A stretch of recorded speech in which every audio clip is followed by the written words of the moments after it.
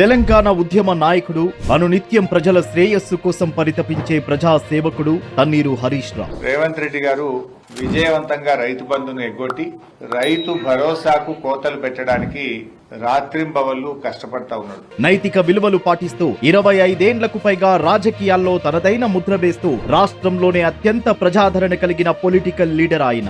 ఇవాళ అధికారంలోకి రాగానే రేవంత్ రెడ్డి గారికి కొంచెం మతిమరిపి వచ్చినట్టున్నది. 3 సార్లు ఎందుకు ఇయ్యరు అన్నోడు ఒక్కసారి కూడా రైతు బంధు ఇయ్యడానికి ఆపసోపాలు పడుతున్నాడు. పట్టుదల, పనితీరుతో అందరినీ మెప్పించి ప్రజల హృదయాల్లో చెరగని స్థానం సంపాదించుకున్నాడు. సిద్దిపేట నుంచి వరుసగా 7 సార్లు ఎమ్మెల్యేగా గెలవడమే కాదు, 2018 ఎన్నికల్లో 1,20,650 ఓట్ల మెజారిటీ సాధించి సరికొత్త రికార్డు సృష్టించారు. రాత్రనక పగలనక కష్టపడి ఎన్నో సాగునీటి ప్రాజెక్టులను పూర్తి చేసి తెలంగాణకు పచ్చని రంగును అద్ది అన్నపూర్ణగా మార్చిన నాయకుడు హరీష్ రావు. సిద్దిపేటలో ప్రచారం కూడా అవసరం లేకుండానే ప్రత్యర్థుల డిపాజిట్లు గల్లంతు చేసే చరిష్మా ఆయన సొంతం.